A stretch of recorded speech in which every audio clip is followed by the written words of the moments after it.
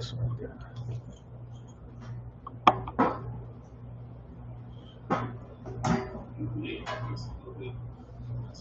there. So you're gonna come down. So yeah, boom. Hold it back.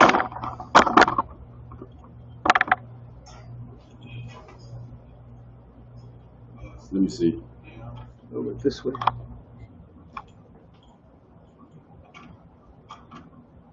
No, bring it back. Bring it back closer.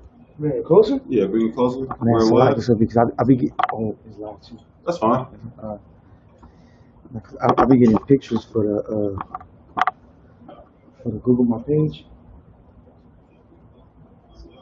That's what right there? A little closer. A little closer. You want to get the cups out of the.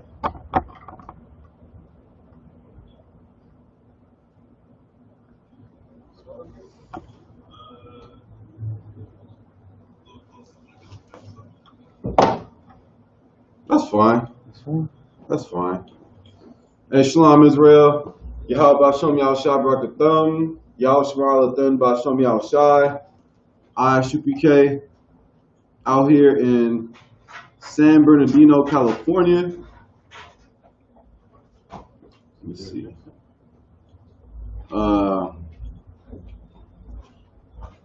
Yeah, man. So just gonna fill in for Cam Gadalhar. Be here shortly. If you have any questions, feel free to type them in. And we'll address them accordingly. Right. Huh? No, that's all right. This should be fine. No, I can see them on my phone. All right. So we're in San Bernardino, California, right? Did you know, first of all, if you're in the San Bernardino area, it don't matter what you're doing, you should be here right now.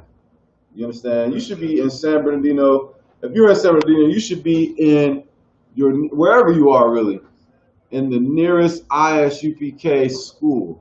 That's where you should be. Right. You should be there changing your life and forsaking the world. That's what you should be doing. So we're going to talk about a little bit about why San Bernardino is #1 ahead of Los Angeles, ahead of Oakland. Give me some other. Chicago, right? They call Chicago Iraq, but San Bernardino, California, where we're at right now, is the most dangerous city in the country. Right. The most dangerous, right? Not East LA. Like I said, not Chicago, not Boston, San Bernardino. San Bernardino is #1 in crime and murder. Why? Because black people, Hispanic people, and Native Indians, we are comfortable with being wicked. Like, that's the thing. There's no talk of being righteous in your, like, think about it growing up, right? Say you got brothers that live that lifestyle of being from the hood or whatnot, right? That's all you knew. You didn't know nothing else. All you knew was getting put on, right? Hitting licks. You know what hitting a lick is, right? What's hitting a lick? Coming up. You going to try to catch a body? No, that's going to go rob someone's house. Oh, so like it's hitting the leg is robbing somebody. Yeah, robbing somebody. You get what I mean? And someone will get murdered in the middle of that, right? But you will go stalk out a house for days. You understand what I'm saying? That's what our people do. And then when they're not home, you go and rob them. That's so wrong and evil and disgusting. And it's anti-Christ. Right. You understand? So we're going to get it in the Bible for you. Get Exodus 20, and I believe it's 13. all black people have to do in San Bernardino is follow the commandments of the Lord. That's all we got to do. We got to follow the commandments of God, and we'll go from number 1, and we'll progress from there. You understand? We got to stop murdering from each other, or it's like murdering one another, stealing from one another, sleeping with. A lot of murder comes from behind somebody messing with somebody's woman. You understand that, right? That comes from a brother getting caught in the bed with another man's woman, and in a lot of cases, his best friends or his homeboy's girl. You understand what I'm saying? And he catches them, and in his anger, what does he do? He kills them both. You understand? Or he does something to get him in jail for a very long period of time. I'm not speaking a foreign language. If you're black and Hispanic, you know exactly what I'm talking about. Right. Right? That's another reason why San Bernardino is number 1 in crime and murder. Go ahead. Drugs. Drugs. Excellent. Drugs, it'll be one person down the street. But if you ain't looking, you swear it's a whole conversation going on. Like they're just talking like it's someone in front of them, but there's no one there physically. She's like, no, you put it back. I'm like, what are you talking about? He, brothers and sisters that are off drugs and totally destroyed, they're having full-out conversations with demons. Like full-on conversations. You hear them walk by the school. Put it back. I don't want to, and pay attention to what they're saying too. You understand what I'm saying? I don't want to go. They're fighting for their life and they don't even know it. You understand? So you got to really look at the condition of not only San Bernardino. I'm stressing San Bernardino because that's where we are. How long you been out here, Justin? I was born and raised out here. Born and raised out here. So you can attest to the wickedness that goes on out here. Oh, right. You know what I'm saying? It was a statistic that said it tops Chicago Right. in murder and crime. I think about double. But that's the point, though. Like, people think of Chicago as murder capital. Right. No.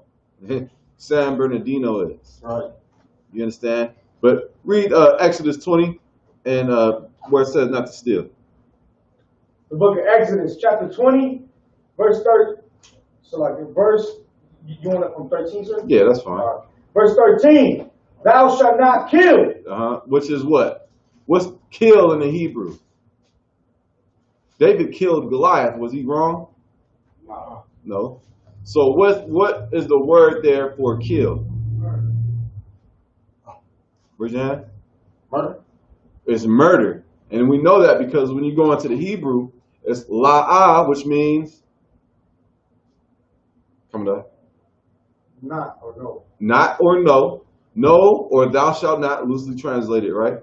La'ah faratazak, which means what, Ashkur? La'ah. Is it thoratazak? La'ah ratazak. Check that for me, all right?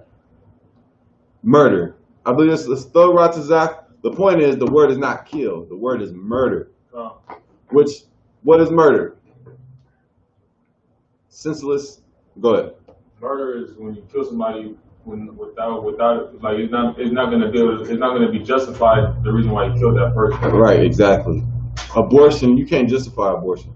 Right. Being poor is not a reason to get an abortion. Right. There is no reason to get an abortion. You understand what I'm saying? There's no reason for it. You just should have just kept your legs closed. That was an option. Right. You know, a lot of times they like to say that women have a choice. What about that little girl in your womb? She don't have a choice? You understand what I'm saying? Right. So, you got that word up? No. Go ahead. Exodus 20 and 10. Go ahead. I believe. Go ahead. Just the word kill in Hebrew. It should be thoratazak.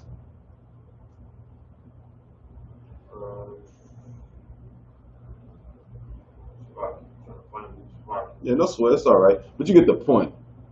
Thou shalt not murder. Right? That's Sam. Go ahead.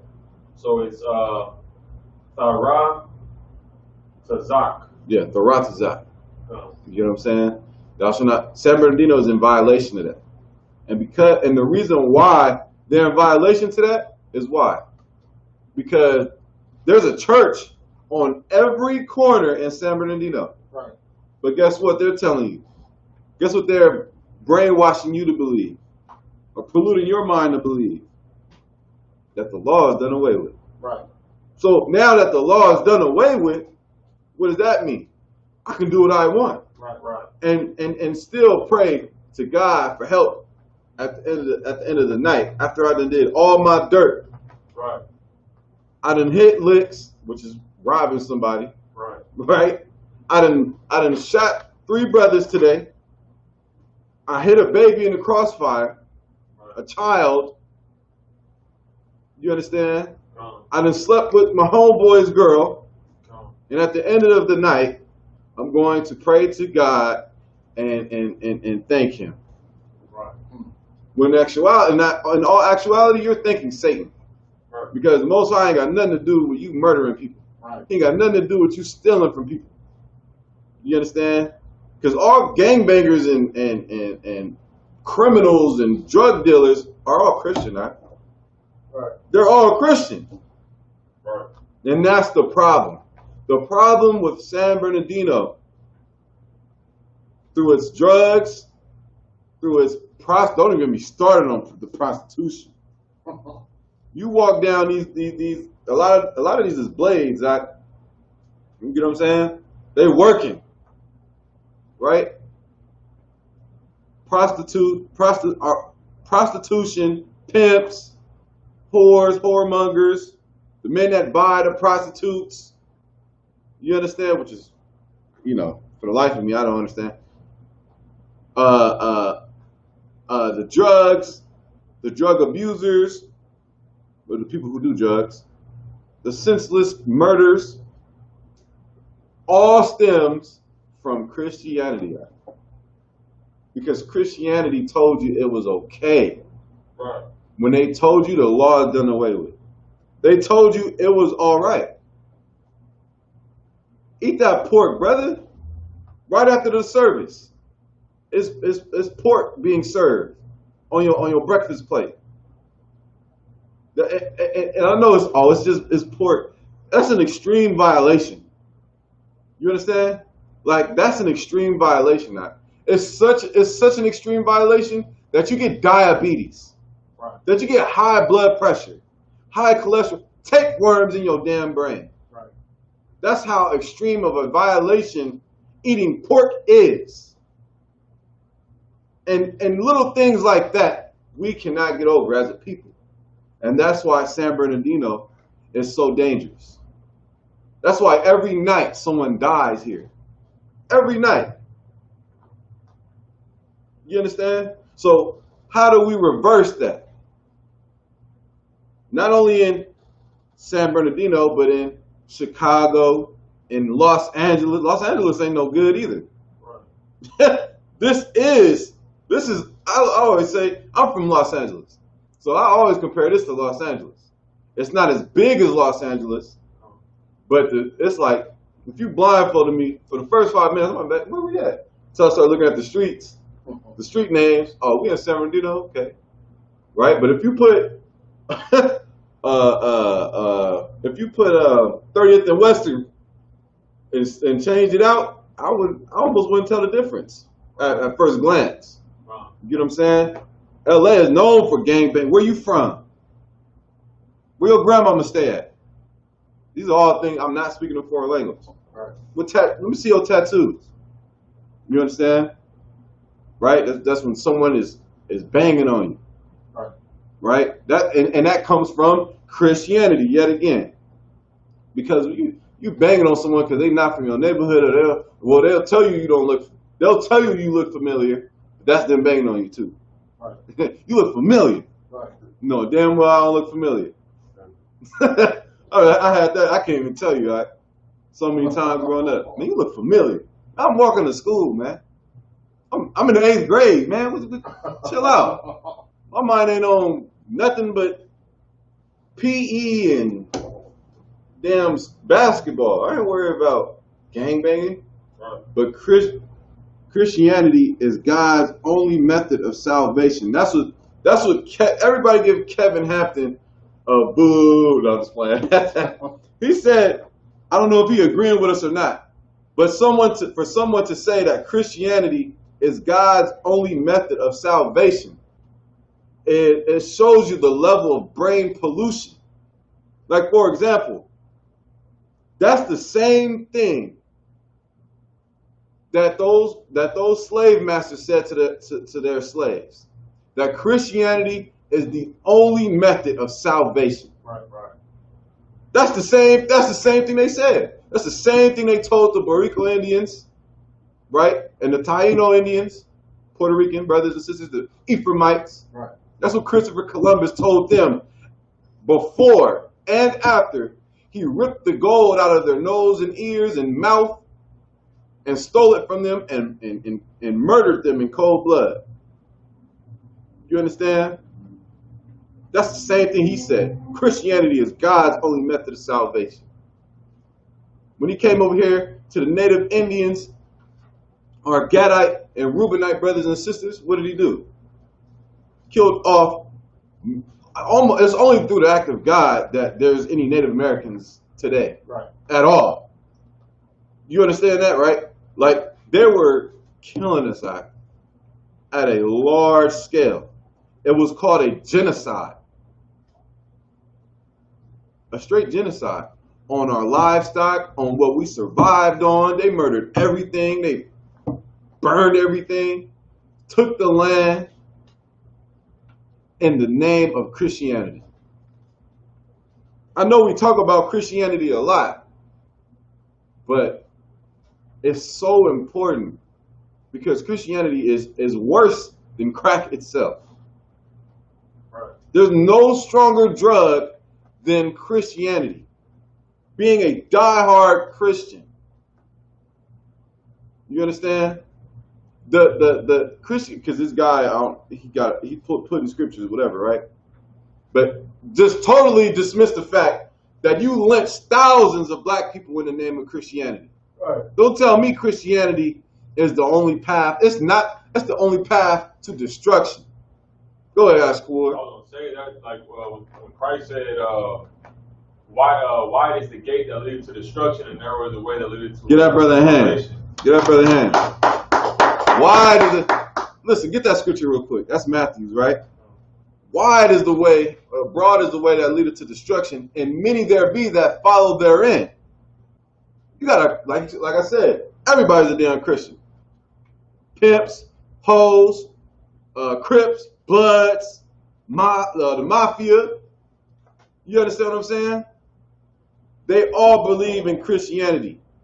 And that is the main reason why they do what they do. Right. Go ahead. Good too, like, and it's because they can still be the sinners that they want to be. Like this brother, pretty sure he still be poor. You know, he ain't got to change to be a Christian. You just say because all you do is believe in white Jesus. Well, come as you are. Come. Come as you are. You come in here, you're going to be made very uncomfortable. Right. You understand what I'm saying? Like you're going to be made to be felt very uncomfortable where you're sitting if you're doing anything contrary to what we're teaching. For example, you getting high. I'm a blast on people who get high. Right. I might not know you get high, Right. but the Spirit of the Lord does. And so as I'm teaching on it, you're going to get convicted in your mind. And it'll make you uncomfortable. Right. You don't want to be uncomfortable. You want to grow to be comfortable. Right. Because as you get comfortable, that's to let you know what? Your conscience is clear of all that garbage. Right. All the garbage you used to do, you don't do anymore. So why would you be uncomfortable? I'm comfortable. Right. You get what I'm saying? In that sense. Never stagnant. Always growing. Right. Don't stay on the same level. Always grow. Don't lose the zeal you had when you first came in. Build on it. You understand what I'm saying? Because like Jerome Hyman teaching about right now, is Christ is coming.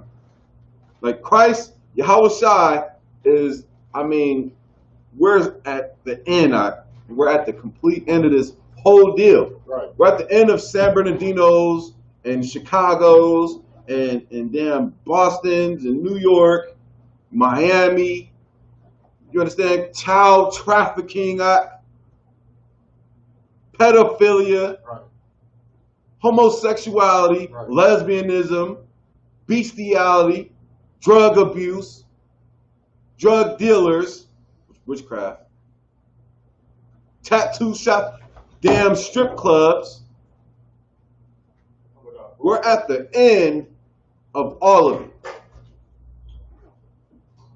We're at the end of all of it. He said they were not Christians. Murder. It was a trick of the devil. He's the master. He comes with this. Okay, well, you don't know what you're talking about. You understand what I'm saying? Like, they murdered brothers and sisters. The transatlantic slave trade was done in the name of Christianity. Right. So don't tell me that Christianity is the only way to be saved. That's the same thing that devil, our oppressor, was yelling at the brother or sister that he was whipping with a whip until they died, to their dying breath. He told them that being a Christian is the only way. Right. But that's far from the truth. And that same mentality is why San Bernardino is number one in crime and murder and everything foul, above Oakland. Oakland is horrible. Statistically. Right. Oakland is damn horrible. But San Bernardino is number one, Number one. I mean, and San Bernardino is not as big as Oakland, Los Angeles, Chicago. You get what I'm saying? Okay. So the only way to reverse it, only way that San Bernardino can drop in those numbers is by coming to the ISUPK, learning. Because Christianity told you it was okay to be a murderer. And that there was nothing bad going to happen to you for it. Right. They told you it's okay to sleep with that brother's woman. Give me that Matthew, all right? Give me that Matthew. Straight gate. The book of Matthew, chapter 5 and verse, Matthew chapter 7 and verse 13.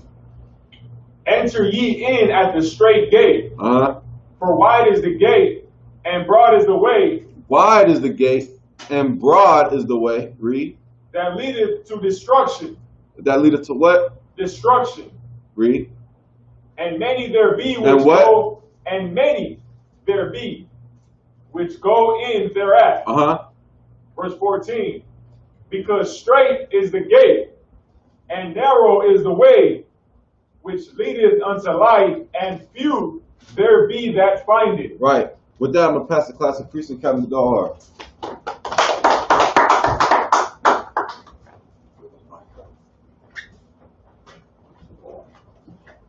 Clap it up.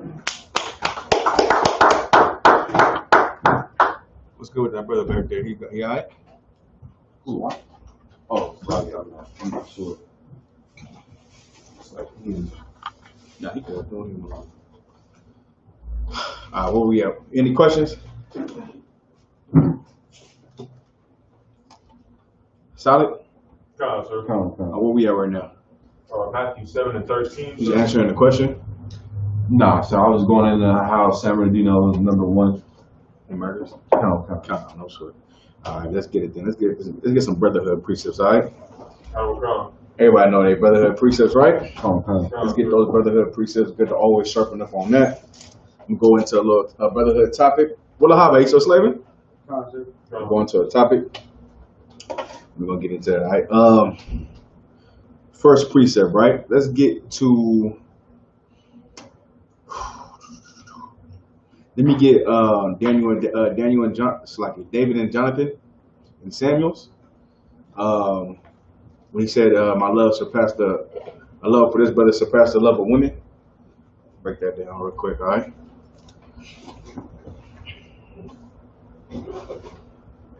Y'all know that precept? Okay. Let me know when you get there.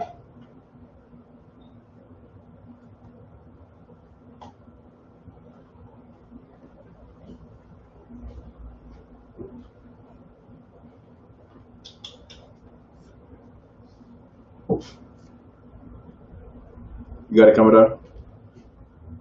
Sir.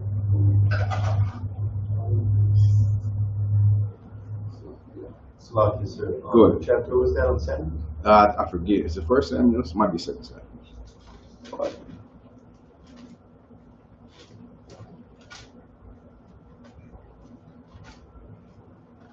Second Samuel, like Second Samuel 1. 26. Yep. Okay. All right, let's go there. This is Second Samuel, chapter 1, verse 26. I am just like it. I am distressed for thee, my brother Jonathan. Mm-hmm. Very pleasant hast thou been unto me. Yeah, so y'all know the story about David and Jonathan, right? Who's not familiar? I'll refresh you anyway. So the story of David and Jonathan, you know, David worked for Saul. That's Jonathan's father, right? Saul was the king of Israel at the time, chosen from the people. So now David was growing in power and Saul hated it, right? Saul was hating it so much that David got on from, you know, being with the people, you know, being with the congregation. You know what I'm saying? They had a high holy day. David didn't show up. And Jonathan knew why, you know what I mean? But he didn't tell his father because Jonathan and David was like, you know, they was best friends, more than best friends. You know, everyone in here, right? You might have someone, you love all the brethren, right? But there's one brother that you and him just have a, you know what I'm saying? Y'all rock out heavy. You get what I'm saying? So let's think about that. That was Jonathan and David, right? Go ahead. It says, I am distressed for thee, my brother Jonathan. Mm-hmm. Very pleasant hast thou been unto me. Thy love to me was wonderful, passing the love of women. Passing the love of what? Women. So now, people in the world, they'll read this. Can you tell the brother where we at? You know where we at? 2 Samuel 1 and 26. Right, so people in the world, they'll read this and say what? Go ahead. It validates homosexuality. There you go. They'll say that, right? They'll say that it validates homosexuality, right? This what it don't mean. It don't mean that he loved him. You know what I'm saying? He rather, you know, have sex with this man instead of a woman. That's not what it's saying. Y'all understand? He said he loved his brother more than he loved his woman. You get what I mean? That's what he's saying. He really loved his brother, just like everybody in here. Everybody in here, y'all know you can't let a woman come between you and your brother, right? Right. You even heard that in the streets, right? You heard that in the streets, like it's over, you know, it's over a woman, not that word, but you know what I'm saying? Right. That's what this is over. You can't never let a woman come between you and your brother. But these brothers they was rocking so heavy, they was rocking together so well, you know what I mean, that they loved each other so much, man. And Jonathan was showing his love to David. You get what I'm saying? David was on the run. This when he started to go on the run. You get what I mean? And then they had a symbol that came, they had a sign to let them know that Saul didn't want to kill him. Go ahead, keep going. How are the mighty fallen and the weapons of war perished? Uh-huh. That was it on that one. Just keep going. Oh, chapter 2? Uh-huh. Chapter 2, 2 Samuel 2 and 1. Go ahead. And it came to pass after this that David inquired of the Lord, saying, shall I go up into any of the cities of Judah? Uh-huh. And the Lord said unto him, go up. And David said, whither shall I go up? Mm-hmm. And he said, unto Hebron. Go ahead, keep going. So David went up thither, and his two wives also, Mm-hmm. Ahinoam the Jezreelitess, and Abigail Nabal's wife the Carmelite. Keep going.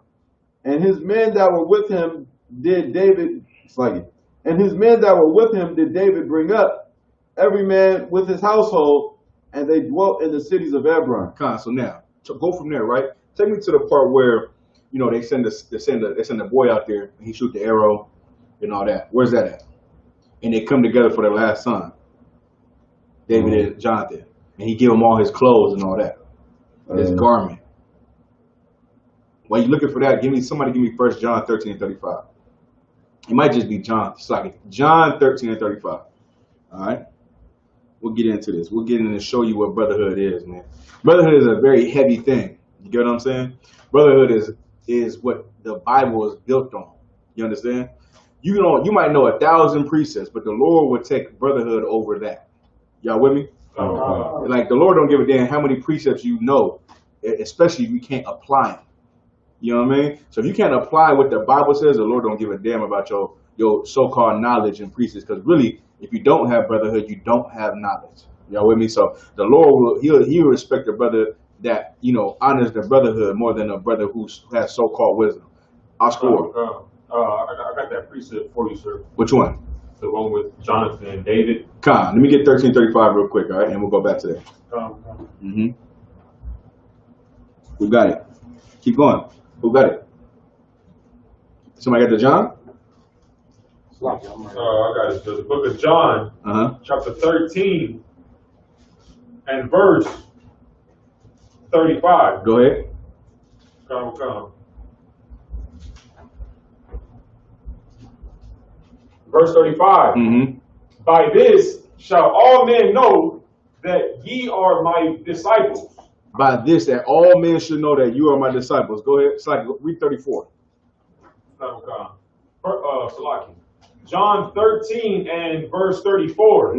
A new commandment I give unto you, that ye love one another. That you what? Love one another. We read this and you understand this precept, but do you really understand it? You get what I mean? Do you really take this Bible into consideration? And do you take what the Lord said into consideration? You know what I'm saying? Do we apply this to our life? You should. You understand? You should. The Lord said, a new commandment I give you, that you love one another. Go ahead. As I have loved you. As Christ has loved you. How much he loved you, that he died for you, right? That's how much he loved you. You can't really imagine someone dying for you, really, because no one would ever die for you. But Christ truly did die for us, right? So that's a person who showed their love with action and not with just words, right? Go ahead.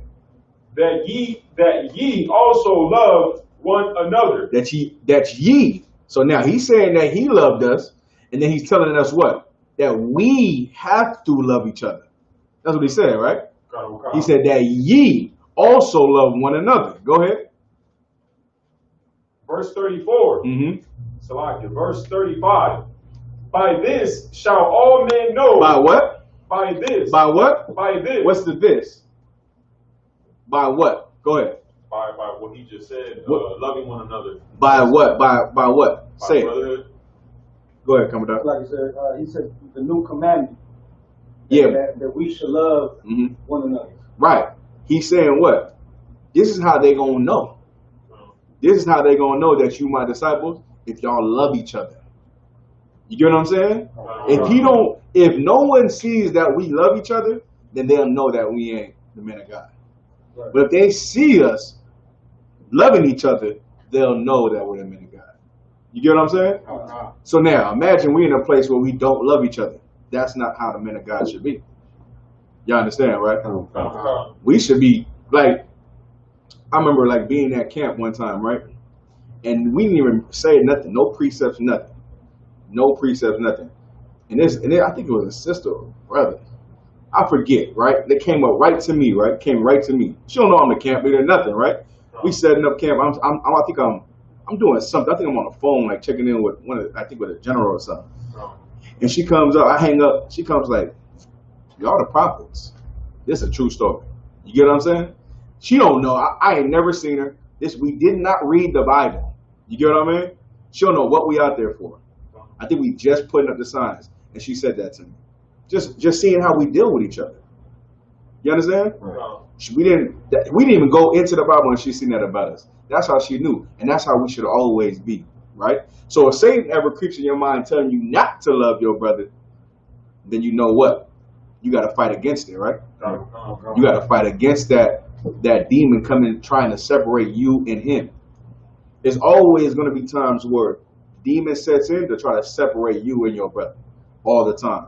You have to see it and go to war with it and really love him more. You understand? Keep going.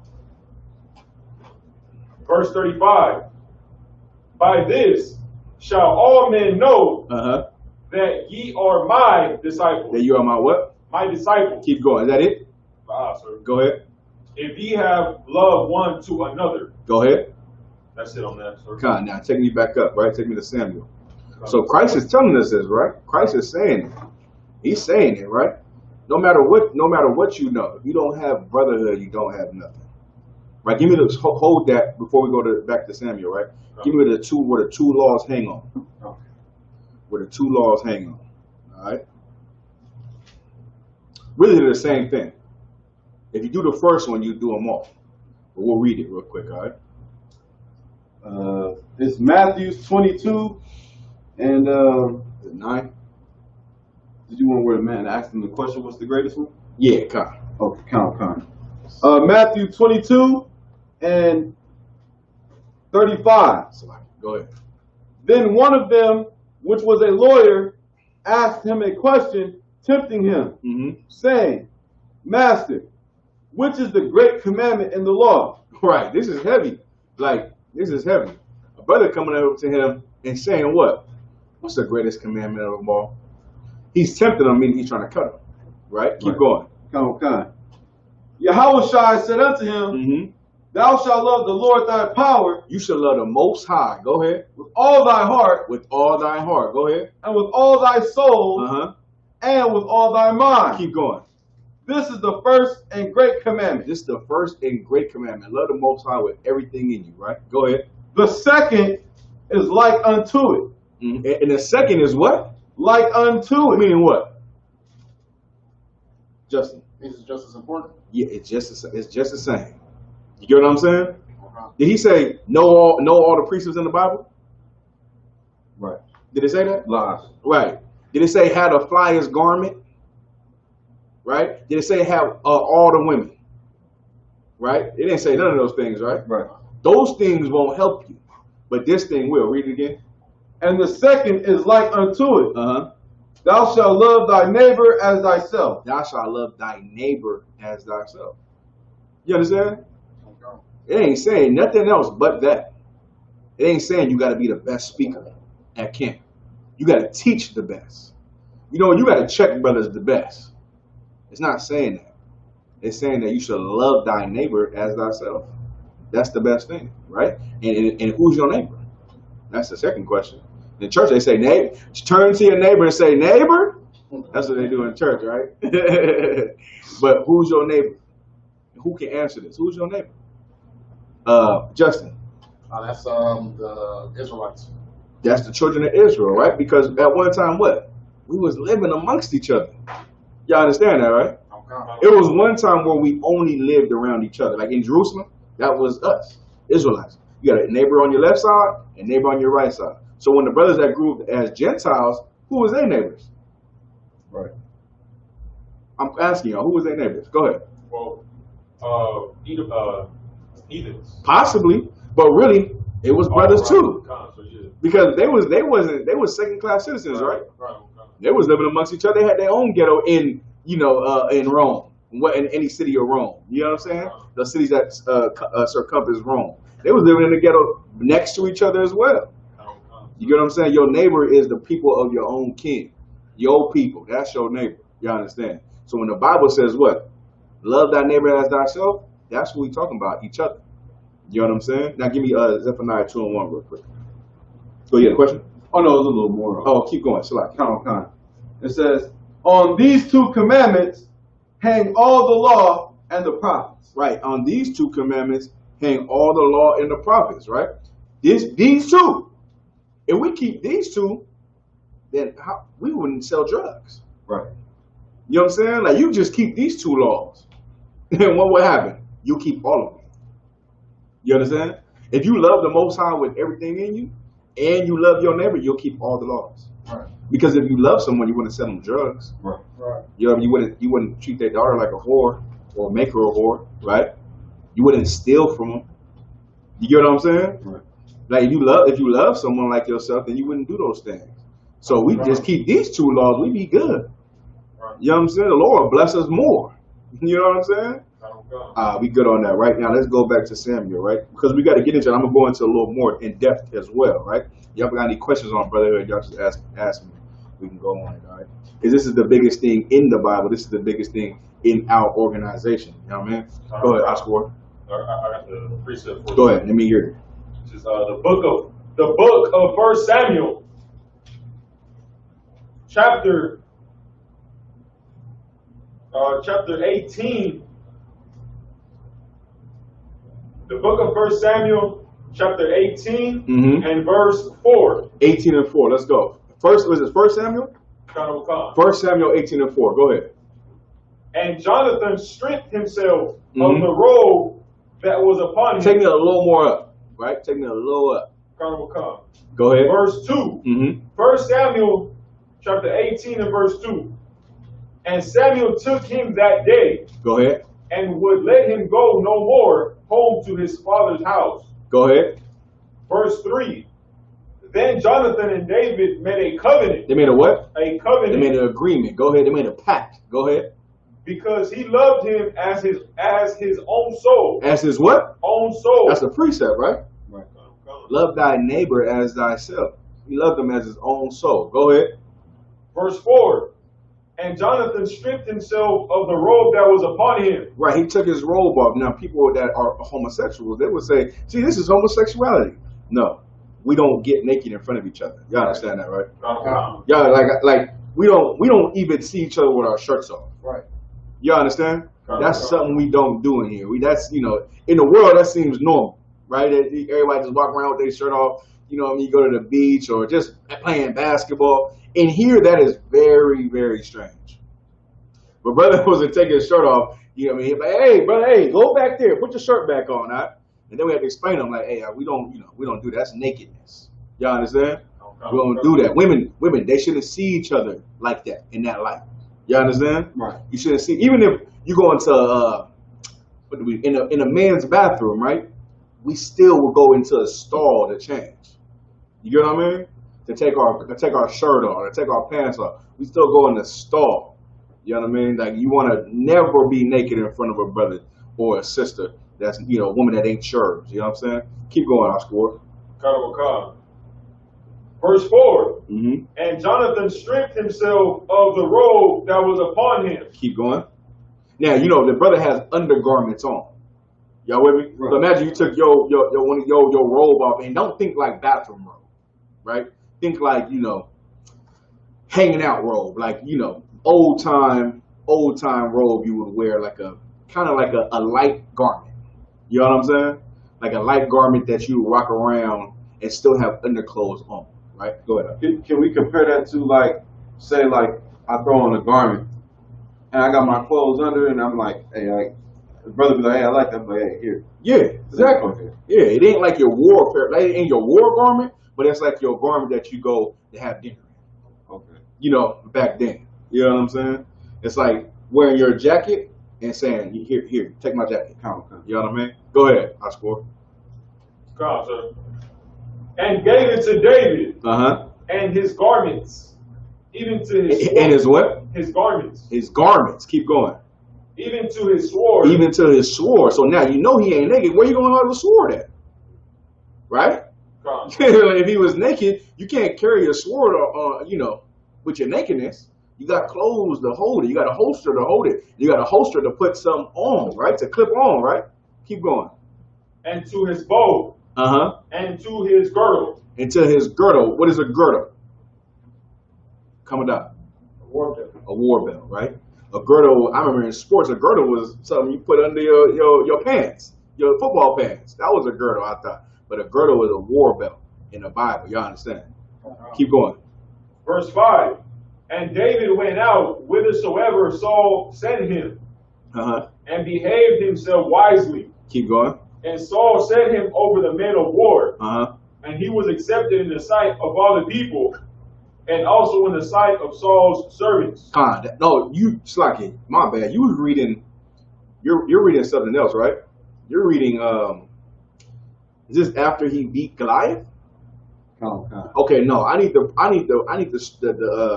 scripture. His armor. Yeah. Saul gave the armor to David. Not that. I need the scripture where David is giving, Jonathan's giving everything to David because he's basically setting the sign. Oh, Salakia, my bad. That's a whole different precept. Give me the precept where they had the sign when he shot the arrows. Right. I need that one. That's good. That was good. That's a good brotherhood precept. But I need that. I might have gave you a misunderstanding. I need the one where he gave him the sign to let him know what it was, right? But in the meantime, give me Zephaniah 2:1 real quick. You find that, number one. I think brothers find Zephaniah 2:1. I got it. The book of Zephaniah, chapter 2, verse 1. Mm-hmm. Gather yourselves together. So now, if you gather yourselves together, right? Go ahead. Yea, gather together, O nation not desired. Right. So now we the nation that's not desired in the Bible, right? And it's like in the world right now. So to be able to gather with each other, what do we have to do? I score. Love one another. There you go. You understand? If we need to gather, if we have to gather, the first thing we got to do is love each other, right? We got to set the example being in here that we love each other. Anyone that comes in here, we'll love them too. Right. You understand? But don't mistake our love for Christian love, right? What's Christian love? Rigo. Loving the rest of the nations. That's true. That's true. But give me a little more. What's Christian love? I score. Christian love is like, oh, you had an abortion and I still love you. Like, it's okay. Okay, yes, but I need a little more, Justin. Is it like just like a feeling? There you go. It's just feeling. It's just words. You get what I'm saying? Like in here, it's action. If someone comes in here with a drug problem, right? We're not gonna give you our feelings. We're gonna give you action. Right. You know what I'm saying? I was watching, what's that movie? It was a series with that the King of Berkeley. Y'all ever seen it? Oh, no. You seen it, right? Remember in the Muslim cast, they was like handcuffing the drug addicts to the bed. You see what I'm saying? Yeah. That that really didn't happen, right? That didn't really happen. Even they said that like that. We didn't do that, right?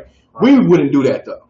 We wouldn't tie someone down to a bed, but we'll give you all our time to help you get off the drugs. Right. You get what I'm saying? We'll be in your face to help you get off them drugs. We'll help you battle getting off them drugs. You understand? That's what we'll do. That's our action to it. You get what I'm saying? We'll come pick you up if you're in a bad spot. Maybe a person's in a trap house, a crack house, whatever. We'll come get you so you don't have to be there. You get what I mean? Like that's the action that we'll give. That's the love we'll give. Come down here, Deanda. No, I score select. I got a precept, sir. Go ahead, let me hear it. This is 1 John chapter 3 and verse 18. Mm-hmm. My little children, Perfect precept. Go ahead. let us not love in word, neither in tongue, but in deed and in truth. But what does deed mean? Coming up. action. Action, man. That's it. That's our love. You know what I mean? And we're gonna go into a little more of that action when we get past these couple precepts. Give me the rest of Zephaniah, public show. Come, sir. Mm-hmm. Verse 2. Yeah. No, did we finish verse 1? Come. Okay. Let me hear the last line of verse 1 again. Come.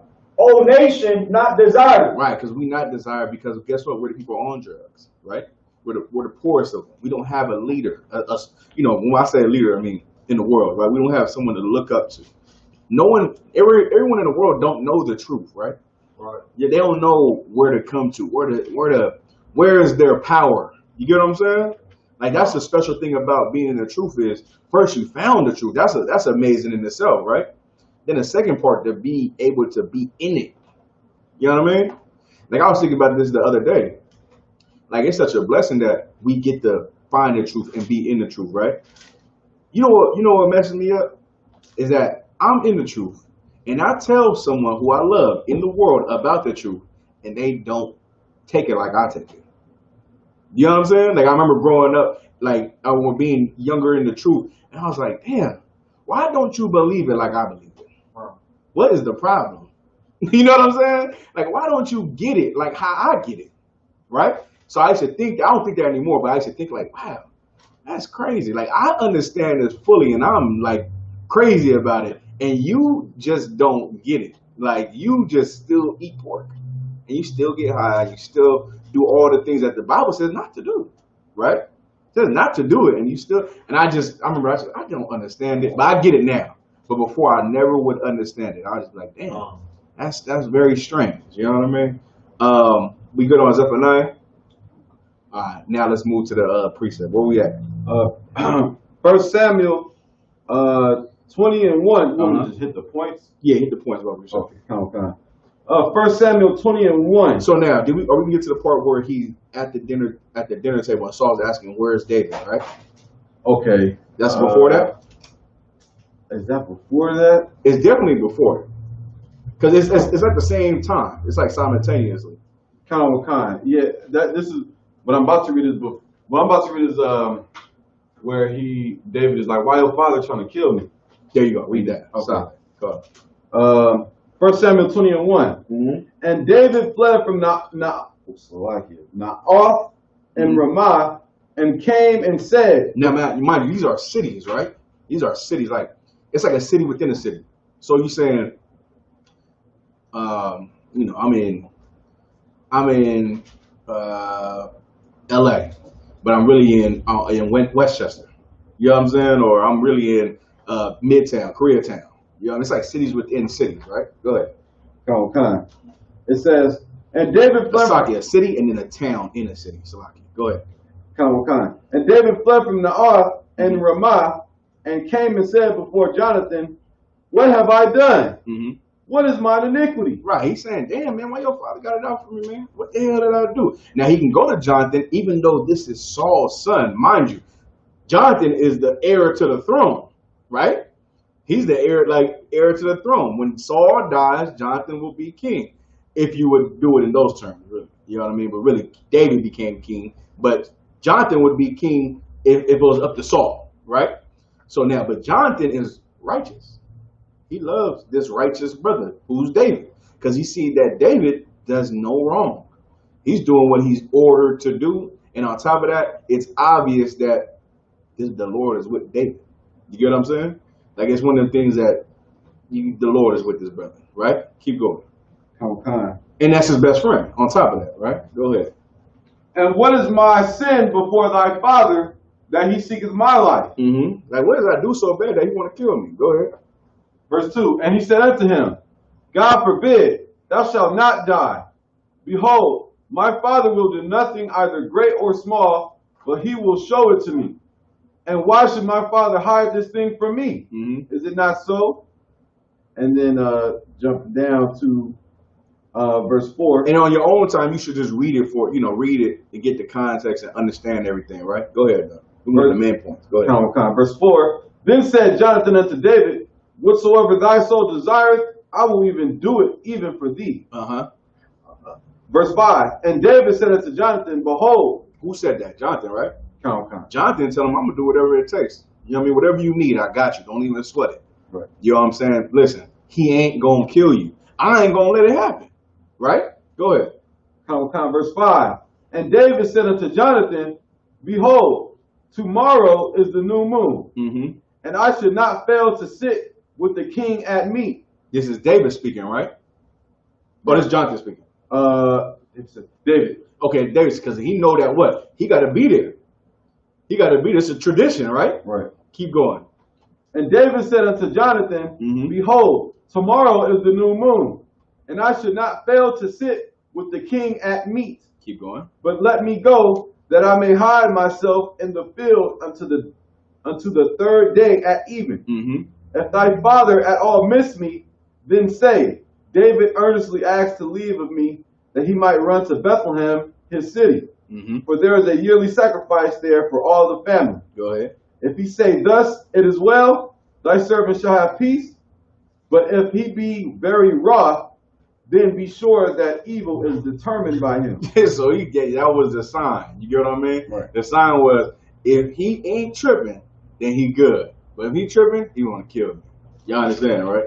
Keep going. Okay. So now, mind you, what is the brotherhood? Jonathan is telling them, I'm with you, for sure. I'll let you know, right? Go ahead. Verse 11. And Jonathan said unto David, come, let us go into the field. And they went out both of them into the field. Mm-hmm. And Jonathan said unto David, O Lord God of Israel, when I have sounded my father about tomorrow at any time, or the third day, and behold, if there be good toward David, and I then sin not unto thee, and show it thee, the Lord do so much more to Jonathan. Now, drop down to the main thing, right? So they conspiring to understand what's going to happen and what's going to go down. whether he wants to kill me or not. And there's going to be a sign that I give you that lets you know he will kill you. And this sign means he's not going to kill you, right? Go ahead. Verse 24. So David hid himself in the field, and when the new moon was come, the king sat down to eat meat. And the king sat upon his seat as at other times, even upon a seat by the wall. Go ahead. And Jonathan arose, and Abner sat by Saul's side, and David's place was empty. Nevertheless, Saul spake not anything that day, for he thought something hath befallen him. He is not clean. Surely he is not clean. Right. So the first day he ain't tripping. It's like, all right, maybe he ain't unclean. Go ahead. Verse 27. Surely he's unclean. Meaning what? Like, soon as he gets clean, he should be here. Right. Y'all understand that, right? Keep going. And it came to pass on the morrow, which was the second day of the month, that David's place was empty. And Saul said unto Jonathan his son, Wherefore cometh not the son of Jesse to me, neither yesterday nor today? He noticed and he gone. Man, he the king, right? Right. You the king. You shouldn't be worried about nobody, right? He noticed that David is gone. Keep going. And Jonathan answered Saul, David earnestly asked to leave of me to go to Bethlehem. And he said, Let me go, I pray thee, for our family hath a sacrifice in the city. And my brother, he hath commanded me to be there. Keep going. And now, if I have found favor in thine eyes, let me get away, I pray thee, and see my brethren. Therefore he cometh not unto the king's table. Go ahead. Then Saul's anger was kindled against Jonathan. Then what? Then Saul's anger was kindled against Jonathan. Meaning what? Break it down. Meaning what? What happened, Justin? He didn't like his response. Why?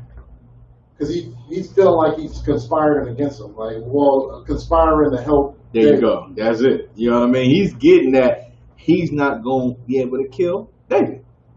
He's not be able to get to David the way he's been plotting to get to David. Right. Right? Because David is gone. Right. And on top of that, Jonathan gave him permission to leave. Go ahead. If I could, sir. And Saul really had no reason to hate David. No. That's crazy. It was hate. Hatred. You know what I mean? He was hating on him, even though Saul was still in charge. Right. But he seen someone coming up that was better than him. Right. The moment, this is the thing, the moment you start to hate a brother because he's better than you, it's because the brother is better than you. You get what I'm saying? So you should never be that way. You should never be that way. It's like, Saul, it could be two ways, right? You don't want a brother to be better than you, right? But he's better than you. Everyone else is better than you. Everyone sees it, but you're in charge. And that's fine. And it's like, if you hate and you show it, then you're a hater. You're evil. But there's another part of it where you're great, right? And there's a brother coming up and you taught him to be greater than you. And it's like a father seeing a son. That's different. And you want your son to be better than you. Saul doesn't want his son to be better than him. You get what I'm saying? Right. He wants to be the man, but David is the man. You get what I mean? Right. And Satan got to Saul, not because it's like they wouldn't bury him just because he's David. David got better than Saul because Saul disobeyed God. Right. You understand? He disobeyed the Lord. The Lord was done with him. And he raised up David. You get what I'm saying? And that was his thing. So there's two ways a brother can be better than you. Either he's better than you because you're not doing your job, or it's because you raised him up to be better than you, to take your seat. And that's how this in here in the UPK, that's how it's done. You're raising a brother up so eventually he takes over your job. You get what I mean? Okay. That he takes over your job and does it better. Precept. To what I just said. You see that last part again, sir? You're in here, you raise a brother up to take your job. You raise him up to be better than you. Precept. Don't get it twisted. It's kind of hard to get. I'll give it to you in a couple seconds if y'all don't get it. Here you go. Like Christ, better than David. Christ and the throne of David. Okay, I wouldn't go in there. That's a good one though. Now go ahead, Oscar. You got it. You got it. Anybody else want to give it a shot? No sweat. I'll give it to you, right? So for time's sake. When Elisha asked Elijah for a double portion, right? So that's the same thing. We can pull that real quick. Elisha followed Elijah. Elijah was the man. You get what I mean? He was the man, and Elisha was his road dog. Number 2, die hard. You get what I'm saying? Loyal to Elijah. And Elijah was going to go up to the heavens, into the cloud, into a chariot, right? And before he did, Elisha asked him to give him a double portion to what Elijah had. Not just on what Elijah's power and strength and knowledge, he wanted double of that. And Elijah responds to him saying, that's a hard thing you asked me. Nevertheless, you get what I'm saying? I think he gave him an option of how it's going to be done, right? You can read that real quick. You got it? Count. Go ahead. 2 Kings, chapter 2, verse. I'll start at 4. Mm-hmm. Oh no, nah. 2. It's like. And Elijah said unto Elisha, tarry here, I pray thee, for the Lord hath sent me to Bethel. And Elisha said unto him, as the Lord liveth, and as thy soul liveth, I will not leave thee. So they went down to Bethel. And the sons of the prophets that were at Bethel came forth to meet Elisha and said unto him. The sons of the prophets is today's ISUPK. You understand? Same thing, same pattern, same brothers. You understand? Same brothers, right? Same brothers who what? Learned the same thing, was taught the same thing, and who all had the same leader, who was Elijah. You understand, right? So remember, so now a lot of these brothers grew up together in schools together. So you know how you have like brothers in Oakland, right? Brothers in Oakland who grew up together and they prophets together. You know what I mean? Now, let's say 5 of them brothers have books in the Bibles. You get what I mean? Because they grew up together. I said 5 of them don't, and 5 of them do. Then you got brothers in Southern California where 5 brothers got books in the Bible, but we all came up together. Then you got brothers in Philly, in New York, in all different cities, right? Texas, all different cities. You know what I mean? Who are prophets together. You understand? But we all have one brother that we look up to. You know what I mean? Who is in charge? That was Elijah for the sons of the prophets. You understand? Keep going. And the sons of the prophets that were at Bethel came forth to meet Elisha and said unto him, knowest thou that the Lord will take away thy master from thy head today? And he said, yeah, I know it. You can get to the double portion part. Okay, come. 2 Kings, chapter 2, verse.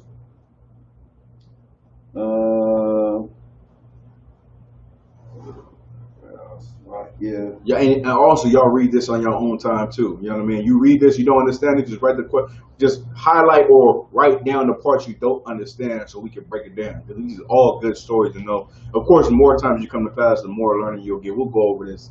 You know what I mean? It's everything in the Bible we try to go over, right? You can't find it? Oh yeah, I got it. Go ahead. Verse 9. And it came to pass when they were gone over, that Elijah said unto Elisha, ask what I shall do for thee before I be taken away from thee. Right. Elijah asked Elisha, what do you want? What you want from me? Go ahead.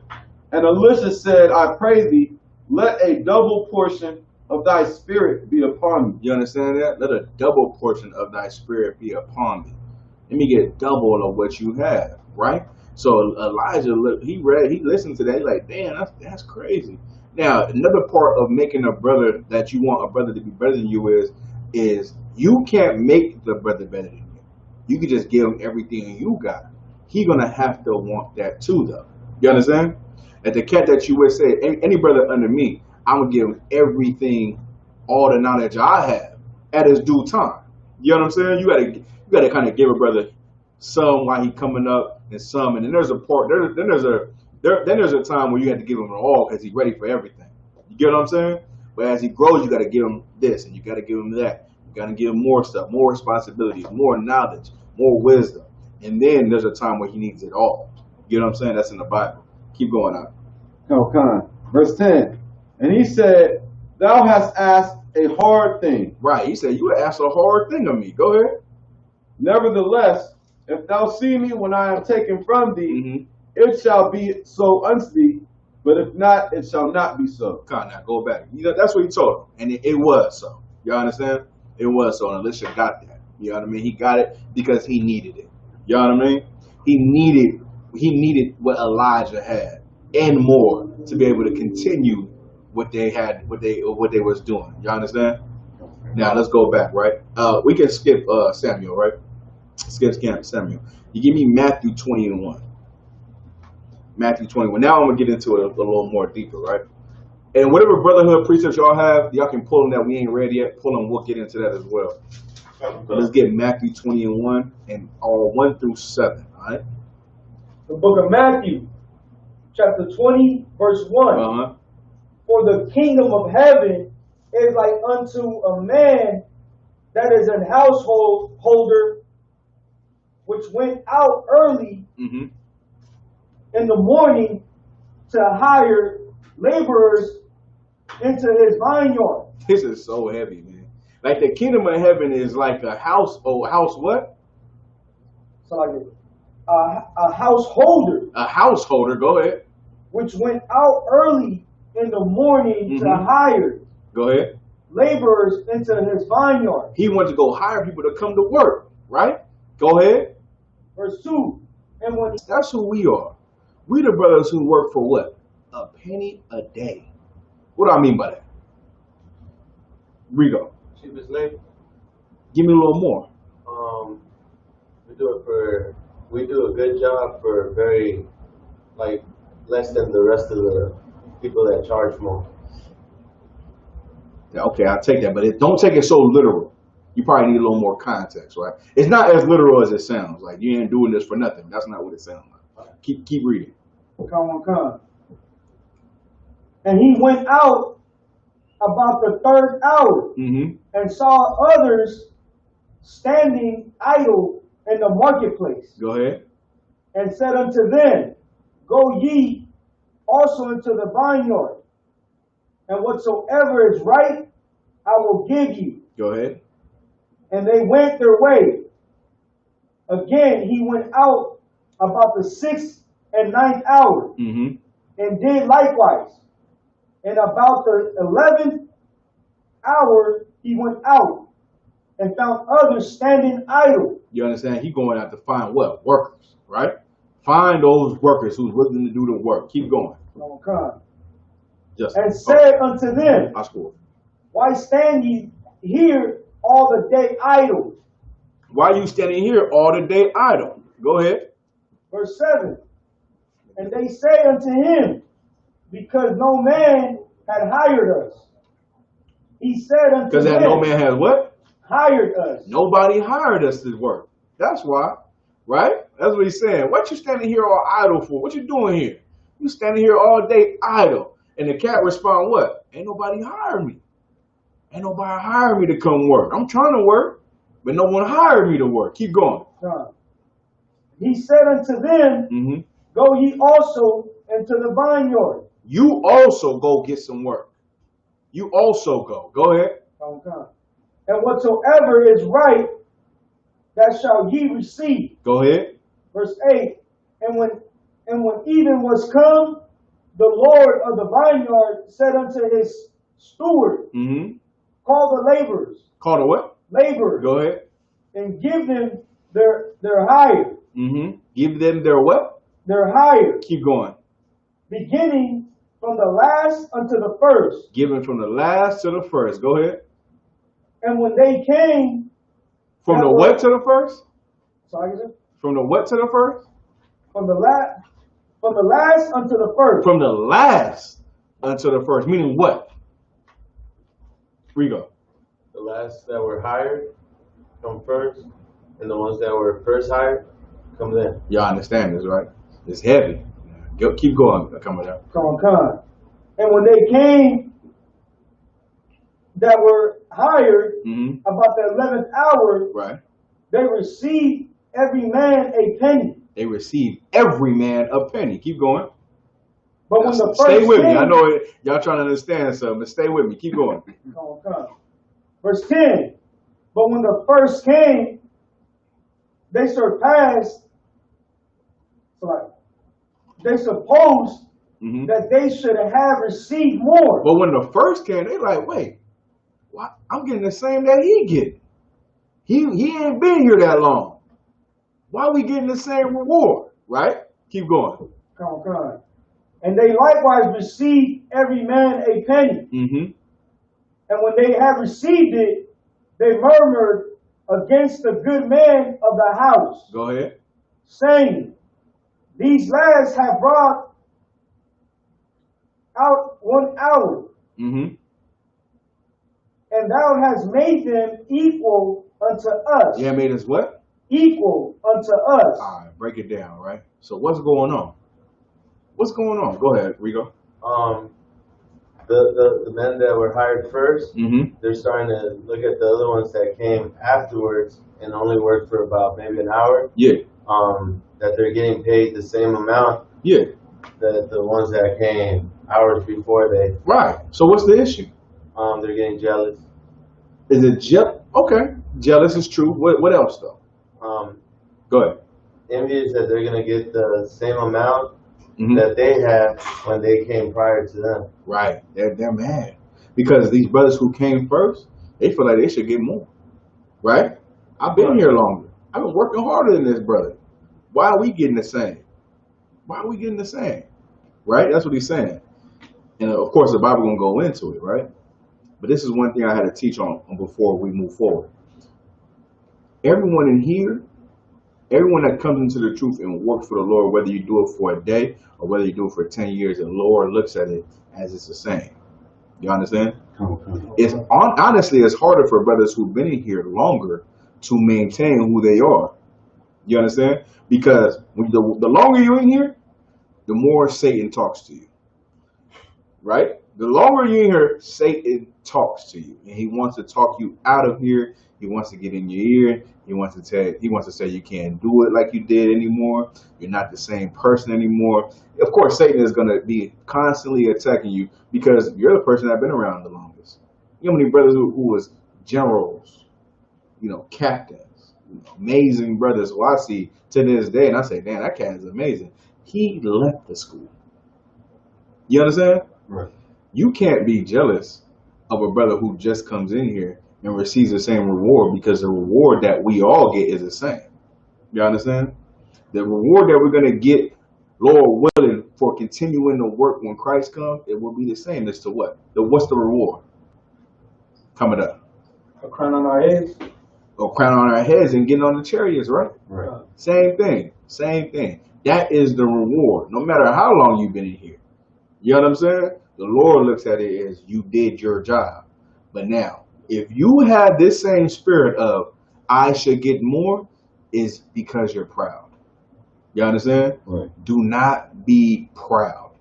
The Lord hates a proud brother. You understand? You're gonna see brothers that's proud. You're gonna see brothers come in here, and what you gotta do to these brothers? Because the Bible's gonna give it a little more. I'm not even gonna speak on it. Keep reading, coming down. We're gonna read it in the Bible first. All right. The bottom of verse 12. Which have borne the burden and heat of the day. But he answered, listen, that's what he said. Because we borne the burden, right? In the heat of the day. We was the ones out there. We started it. You get what I'm saying? We was digging trenches. They ain't dig no trenches. Right? We was out there just 4 of us. Now it's out here 40 of us. Right? It was just us at first. How come we don't get more of the reward, right? Keep going. Come on. Verse 13. But he answered one of them. Go ahead. And said, friend. Now he answered him, friend. Go ahead. I do thee no wrong. I do thee no wrong. Keep going.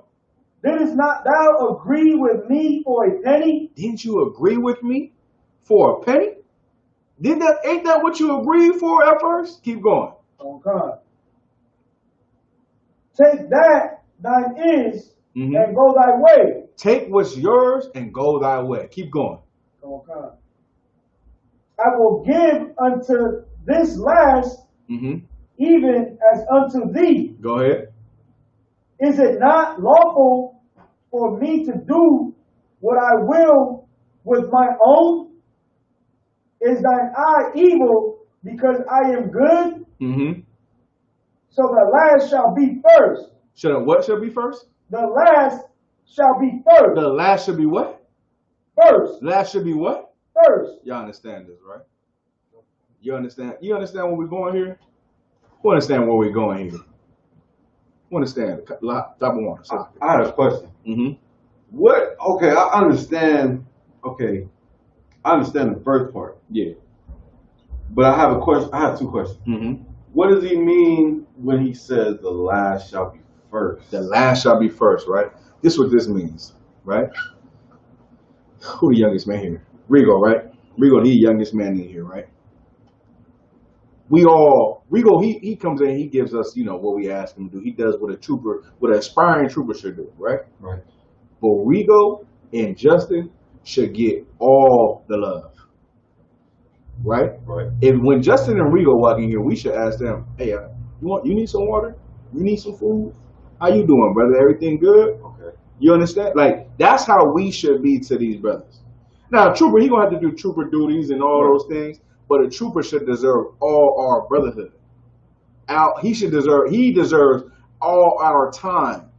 You get what I'm saying? Right. He deserves all that. That's why it says the last should be first. Don't worry about me. I'm fine. Worry about these brothers. Worry about, any brother who walks through that door. That's who we should worry about. We should give him our brotherhood.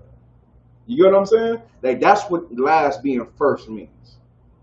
Because if the last is first, right? And the first should be last. And there's no problem. Because why? The first, he understands. He gets it. You know what I mean? In this school, I get it. I understand that every brother that walks in here is more important than me. Why do I say that? Because this brother needs to see that what? We love each other. Right? Y'all with me, right? He needs to see that. I don't need to see it, right? Because I'm here. I get it. But he needs to see it because he ain't never seen it. That's why he should be first. Y'all with me? So that's what the Bible is talking about. He said everybody should get their penny. But if this brother here, he's last, let him be first. Let him be first. Keep going. Come on. Uh-huh. So the last shall be first, Mm-hmm. and the first last. For many be called. But the first last, right? The first last. Now, how do we do things? In rank order, right? Rank order. That's how we always gonna do things until Christ returns. But let the first brother say, did that brother eat? You know what I mean? Let the first brother say, did that brother get some food? Did this brother get some drinks? How is this brother doing? Is he fine? That's how everyone should be. You shouldn't worry about the top man. You should worry about the men that just are brand new. Y'all with me? That's what brotherhood is about, right? Right or wrong? A brother who's coming in, he should feel welcome. He should feel all the love. Because why? Because a brother fresh from the world, how you can not be a brother to him, and no one will ever see it because he doesn't know how we get down. You understand? You can get away with murder with a brother that just coming in, right?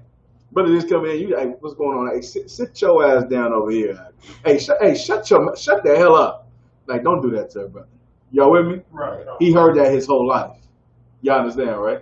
So how should you be to a brother? Hey, what's going on, brother? How you doing? You want something to drink? Are you good? We got some food in there. I got some chips or something. You want some chips, brother? All right, no sweat. You take a seat right here if you could, all right? And he might come in. You pat him down. The brother might get upset, right? Brother might say, "Oh man, what y'all pat me down for?" Ooh. And you're like, "Hey, slack it, brother. No disrespect. We do this to every single brother. You know what I mean? I don't want you to get upset. And you start patting him down. I don't want you to get upset. You just, we're just trying to be this precaution for yourself and myself. And because he needs the brotherhood, right? He needs it. Do I need that? No, I walk right through. I get it. Brothers, they walk right. Brothers who they get pat down, they salute each other. There's no problem. But a brother who's fresh in here, he needs that. Y'all with me, right? That's the last being first. Y'all understand? Keep going. And we're gonna read more into it. Keep going. At the bottom of verse 16. Uh-huh. For many be called, but few chosen. But many, because many will be called, but few of us will be chosen. Keep going. Verse 17. And Yahushua, going up to Jerusalem, took the 12 disciples apart in the way, and said unto them, Behold, we go up to Jerusalem, and the Son of Man shall be betrayed unto the chief priests and unto the scribes. Khan, Salaki, you can stop right there. Go ahead, Dabon. Salaki, sir. So, Dabon, Salaki, before you say that, give me the precept. Give me the precept where it's similar to this in Luke though. Same, I think it's the same story. Man. You know what I'm saying? The one we went over Saturday with the general, right? It's in Luke. The masters one. I'll find it real quick. No sweat. Go. Give me what you got. My question was, what? Okay, Christ said the first shall be last and the last shall be first. But right after that, he said, many are called, but few are chosen. My question is, what correlation? This is the correlation right here. I got you. I understand what you're saying. What's the correlation between many be called, few be chosen, and the last being first? Right. The correlation is this, right? The correlation is this. Everyone will get the reward. But the ones that take their reward and are happy with it are the ones that will be chosen. Okay. There's people who's going to get their reward and do what these brothers did and complain about not having a higher seat than the first brother. Okay. Those are the brothers who won't get their kingdom in heaven. Okay. Right? Because it's been happening already. Like if you know anything about brothers leaving the truth back in the 90s and the 2000s, that's this precept. You get what I'm saying? Go ahead. So they're what? Because they, you know, I was in the school back in the day. Yeah. You know, what I mean, you all that. Yeah. Okay. You know what I'm saying? How long you been in the truth, brother? Right. 8 years. I've been in the truth 25 years. Okay. Goddamn. What that mean? Right. You not with me? Right. You know what I'm saying? You're not here with me now. Right. You know what I'm saying? Like I don't understand. All right, hold that, right? So y'all understand the concept what we was bringing out, right? Y'all understand the breakdown and stuff, right? If y'all don't, y'all just ask a question like that one day. 1 second, I need to get this precept. It was excellent. When they practice lordship, you know what I'm talking about? Oh yeah, give me that. The benefactors. The benefactors, the one, that one. I can't find it. That's in Luke though. I know it's in Luke. Oh, I got it right here. It's Luke 22. Luke 29, 22 and 9? 22 and, I mean, did you want the whole? Yeah, I want just the exercise lordship. And okay, 22 and 25. 22 and 24. Oh, it's like 22 and 25. Everybody get to Luke 22 and 25. And then also, we get precept, we do man pleasers. Give me that one. In Hebrews, I believe, with eye service, man pleasing. Right. Y'all know that precept? Come on. Give me that one, I'll score, and you give me this Luke 1 and Luke, all right? Come on. And what you have to understand is the Lord is everything He does is about what we do, right? The way we handle each other, the way we talk to each other, the way we are with each other, like the way we should be for the sake of brotherhood. That brotherhood should come first. You understand? Okay. Like what you look at your brother, right? If he needs something, and that's another part about brotherhood too, vice versa. Let it be you're a brother who needs something. Be loyal. Be down. Be a brother that we can look at you and be like, I'm going all out for this cat because I know he's with me. You know what I'm saying? Right. I know he is down for this thing, and of course I'll do that for him. Y'all with me? You want to be that brother now. You might not have a brother like that, but how should you be the same? You understand? The same. If I needed something, I know brother's gonna be there for me. But if the last brother needed something, treat him the same way. That's what that priest is about. You understand? If I know brothers will do it for me because they love me, I get it. But the way you would do it for me, do it for the last brother in here. Same way. And that's how the Lord expects us to be, right? You got it? Go ahead. Luke 22 and 24. And there was also a strife among them, which of them should be accounted the greatest? Right, keep going. And he said unto them, the kings of the Gentiles exercise lordship over them. Right, the kings of the Gentiles exercise lordship over them. It's talking about Christ.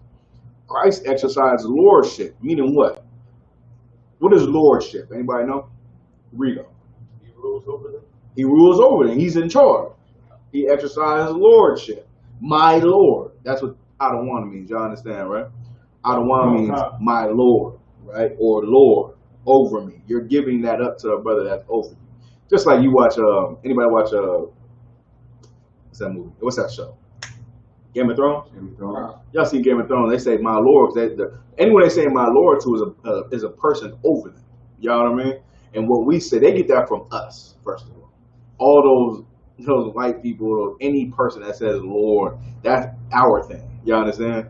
And that's more like Eastern history, Eastern, what's that called? What's that called? Medieval? Ah, my goodness, what's the word? Eastern civilization. Eastern civilization where people are saying Lord or practicing lordship, right? Keep going. Okay. And he said unto them, the kings of the Gentiles exercise lordship over them. Go ahead. And they that exercise authority upon them are called benefactors. Are called what? Benefactors. Right, because they benefact off the fact off of what? Step one. That they're exercising lordship over them. Yeah, but what are they benefacting from? Where you go? The authority. There you go. They're benefacting off of the authority they have over these brothers, right? That's why they're benefactors, right? Because they can tell a brother what to do, and he'll do it. That's why they call it benefactors. Go ahead, Kind. So is that in a negative way? Like there's two ways to have it because, like it's not negative or positive. It's just a person who benefits from someone telling them what to do. It's not negative unless you start being a negative Lord. Right. Right? Okay. You get what I'm saying? Right. So you're benefacting. You're benefacting. Period. But you should benefit off of what helps the school. Right. That's what you should benefit of. What helps the nation. If I'm benefacting because of a personal thing, then now I'm exercising my lordship, not in the spirit of brotherhood.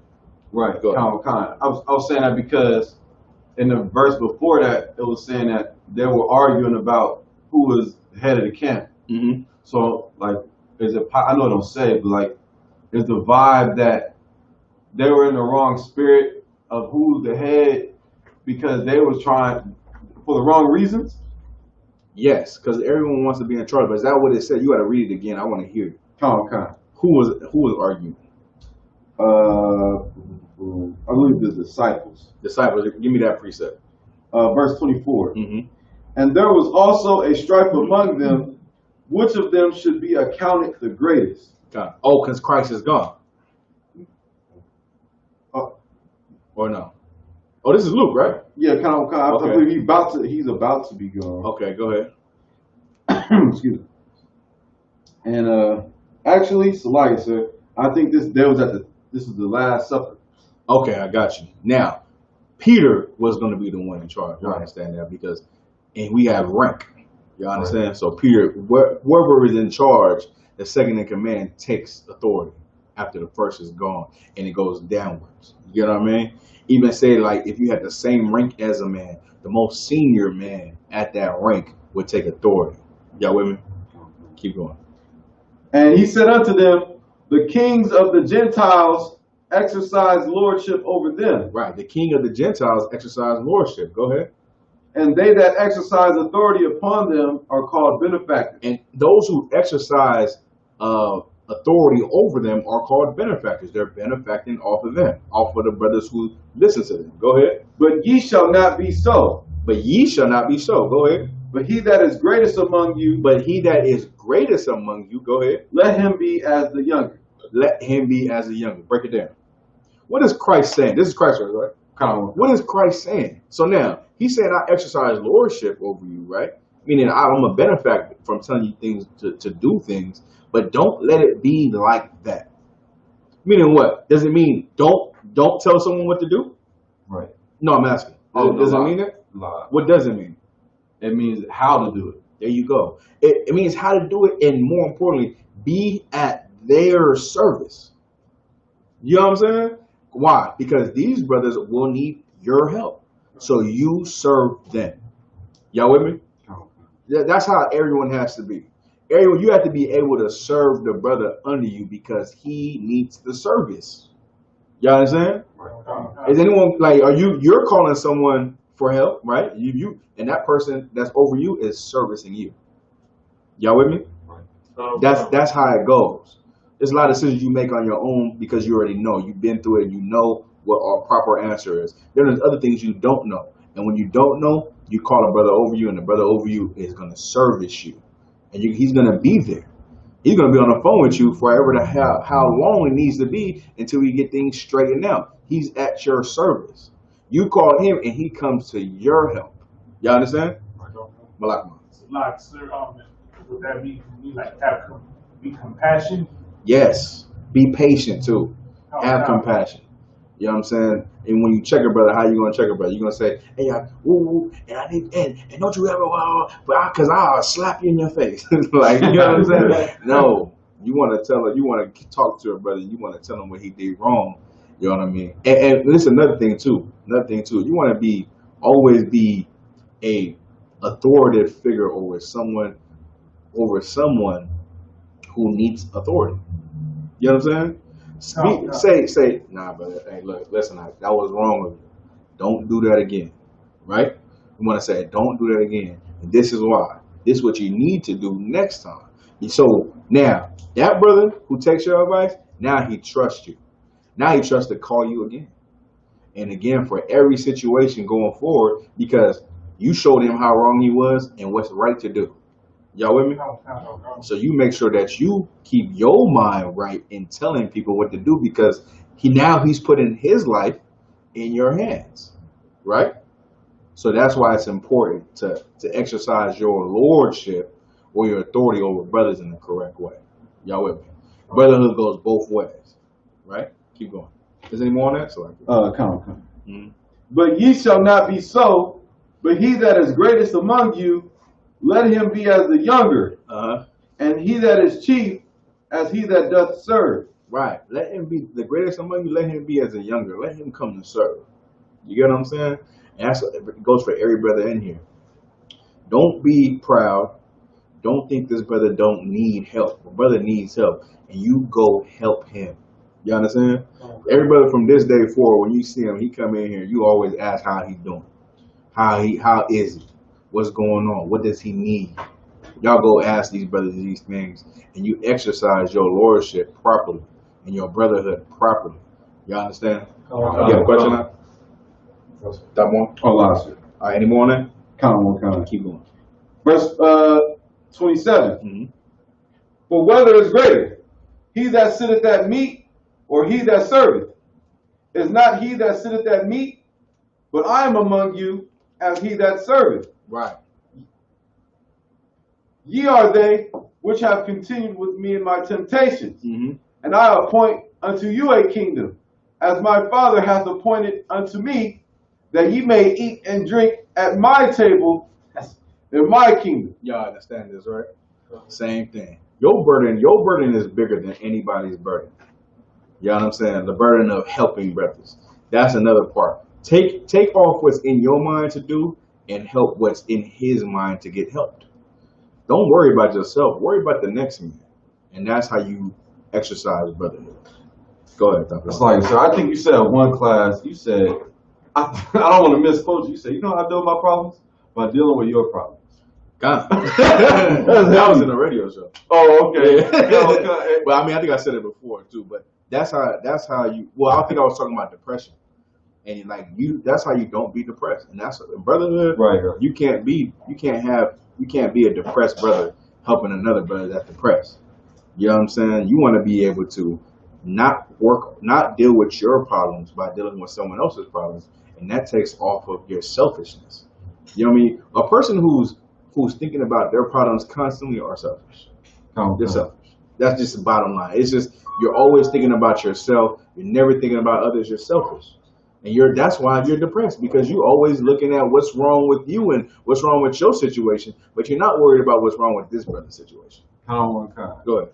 It's heavy that we're reading this because, like, what I get from it, if I may, he's saying that the chief shall be as he that serveth, and he that, you know what I mean? The first will be last, last first. Mm-hmm. But he said, like, would you say this is a checking? Like, he's checking them? Yeah. Because there was, I'm going to be, whatever, right? Exactly.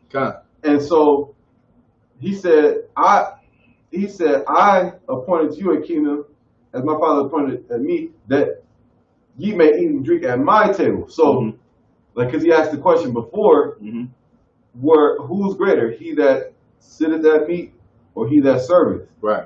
I mean, so basically, like, I'm Christ. Right. And I'm fighting so you can sit at my table. There you go. And I'm serving you. There you go. That's heavy. That's heavy, right? So any brother, like, so you go to the Passover, who's serving food? Oh, so I get it. Go ahead. The generals. No, it's not the generals. The who's serving food? Who's serving food? Oh, so I get it. I mean, if this is your first Passover, troopers, first Passover brothers, officers. Who's serving it? Them, right? Right. Who's the greatest? Okay. You understand what I'm saying, right? Kind. Who's the greatest? In the room right there? Who's the greatest? Rigo. The ones that are serving. The ones that are serving. Right. You get what I'm saying? Right. Because they're the last.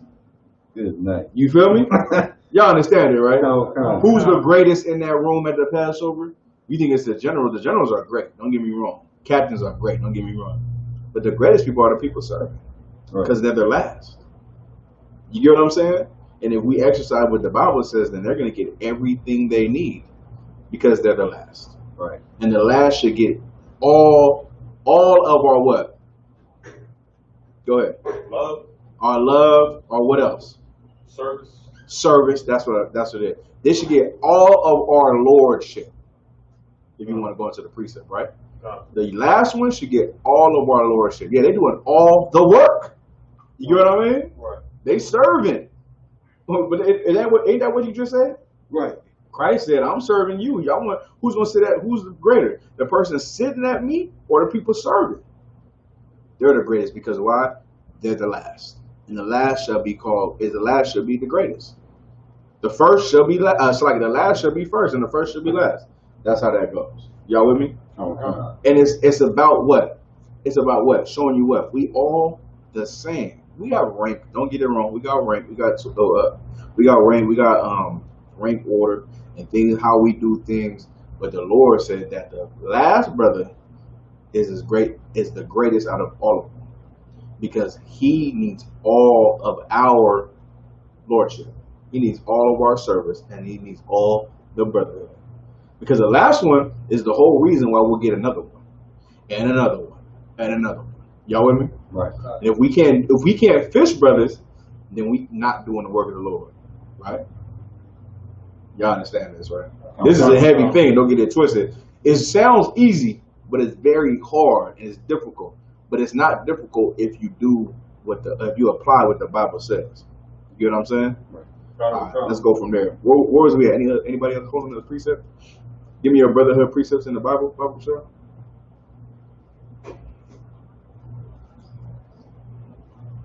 Don't worry, I got some right here. If y'all can't find it. I score. 1 John 4:20. 1 John 4:20. Go ahead.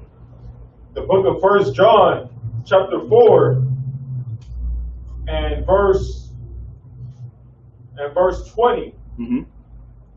If a man say, I love God, and hateth his brother, he is a liar. He's a what? A liar. He's a what? A liar. Y'all understand this, right? Like, this is heavy. Y'all read this sometimes and be like, okay, of course that's what it is. No, it really means what it's saying, though. If you don't like a brother, you know what I'm saying? You don't like a brother, but you say you love the Lord, you're a liar. You're a liar. You understand? You're a liar according to God. Is that what it said, right? You're a liar? Yeah, that's what it said. So if you hate a brother, but you say you love God, you're a liar. Christian church is famous for this. Right. But in here, we can't have that. You understand? Right. I don't give a damn. You cuss a brother out, y'all better come back together. Y'all better go talk in secret. You know what I mean? About how y'all gonna fix this thing and move forward, because you can't hate him and love the Lord. That's what the Bible says. The Bible says you're gonna have to get it right with that man. Right? Precept. Matthew 18:15, right? Right. Go to him and him alone. If you can't handle it there, take it to 2 or 3 witnesses. If you can't handle it there, take it to a council. You understand? That's how you do it. But you cannot love the Lord and hate your brother. That's impossible, according to the Bible. So make sure you get that through your head. Y'all with me? Sisters too. You can't hate a woman and love the Lord. You can't do it. Your man got another woman, you can't hate her and love God. Y'all understand? All right, no sweat. Give me another brother. I appreciate it. I got some right here. 1 second. I got another one, sir. Go ahead. Let me hear it. Leviticus chapter 19. Let me give Deuteronomy 15:11. Go ahead. Leviticus 19 and 17. Mm-hmm. Thou shalt not hate thy brother in thine heart. Y'all understand this, right? All these precepts are about loving each other. Thou shalt not hate thy brother in thy heart. Your heart is your what? Justin. What is your heart? Your mind, right? Your mind. What does your mind tell you to do? What does your mind tell you to do? On not hating, what does it tell you to do? What should you do when pertaining to your mind about hating brothers? What should you do? And this is something you should exercise every day. You know you can exercise your brain, right? Y'all understand this? Okay. You can exercise your brain by telling yourself what to do and actually doing it. That's how you exercise it. The walk board. Right, by fighting that demon or that thing in your head That's correct, but what's the word though? Is it ignoring it? Not ignoring it. Resist? Not resisting either. Those are both good. Good. Battling is perfect. Focusing. You gotta focus on loving this brother. Y'all with me? You gotta find a reason to focus on how to love him. And you gotta get out. You might, God damn it, I'm gonna call this brother. No sweat. Hey, Shalom. Hey, y'all better. Hey, what you doing now? Hey, no sweat. Oh yeah, that's what's up. Hey, the other day you did something. You know what I mean? And what I want to do, I just want to love you, right? And I'm trying to understand, why did you do that? Because it made me not like you, but I know that's against the law. You know what I mean? I know that's against Christ to hate you, right? And I want to love you. I just want to understand why you did that. That's why you did that. All right, most high in Christ, like no sweat. I hope you can understand why I felt that way. All right, no sweat. All right, I'll see you in class. All right, yeah, about your class. You get what I'm saying? That's how that goes. And it can be perfectly fine after that too. Everybody's like, what the hell just happened? He's gonna be like, what was that? That was crazy. Right. But that's okay though, because you just focus on not to hate him. You with me? You just focus on not hating this cat. You focus on how to love him. And that's how we have to be. We have to be very strange according to the world. You with me? That the world, they look at that like that's, that is very weird. That you have to, because people in the world, what they do, they cut each other off, right? They say, man, I'm not talking to him no more. I'm not talking to her no more. They cut off, not dealing with them no more. Fake friends. And they go on Facebook and say, hey, you ain't checked on me in 2 weeks. You're a fake ass nigga. You're a fake bitch. Ooh. And I know who my real ones are. And you know what I'm saying? You go on there and say that. And the cats that ain't checked on you, like, damn. Hey, you all right? Oh, no, not you. My bad. I'm talking to one person only. Don't be like that. You get what I'm saying? We can't cut each other off. We can't be like, I'm not talking to that brother. Or I'm not talking to that sister. You get what I'm saying? Now, do you have to be the best of friends? No, but you do have to be cordial. And you can't have that hate in your mind because the Lord sees it. You understand? Okay. You only can live in here so long with hatred. And you can't live here longer. Y'all with me? Okay. You like stick out like a sore thumb. You know what I'm saying? You like the black kid that go to the all-white high school. You stick out. And people gonna see it. And people gonna look at you like you're a cancer. right? Give me another brother precept. The walk Sluggy, coming down. My bad. The book of John, chapter 15, and verse 12. Mm-hmm. This is my commandment, that ye love one another. Go ahead. As I have loved you. Greater love had no man than this. This is 15 and 12. This is bedrock right here. You understand? This is like UPK bedrock. And it's crazy because I ain't been in a Christian church. I've been in a Christian church, I think, for long enough, but I never heard this precept. Maybe I never paid attention. I don't know. But go ahead. Okay. Verse 13. Greater love had no man than this, that a man lay down his life for his friends. You understand that? Y'all with me? Like, don't let this go one year and not the other, man. Make this who you are. Because it's the best thing according to the Most High. It's to be a brother to another brother. Y'all with me? Like, that's the greatest thing to the Lord. You think studying precepts and knowing the Bible and knowing all the knowledge is the best thing? Nah, man. That helps you. If you're a good brother, that helps you for sure. But being a brother is most important to the Most High, because to give up your life for another man or to have him eat so you don't is what the Lord put you on earth to be like. He want to see if you can sacrifice. He want to see if you care about this person more than you care about yourself. Y'all understand? Because in this world, we supposed to be selfish. And I think that's one of the, having on the survival, like one of the top survival things is self-preservation, right? Right. That's the number one thing you're going to do if you go into a wild. You're going to think about yourself. Self-preservation. And that's how we were born into this world, to think about ourselves because of the poverty we're in. But if we can escape poverty and oppression and look at another brother that his life matters more than ours, then the Lord said, then you pass your test. You understand?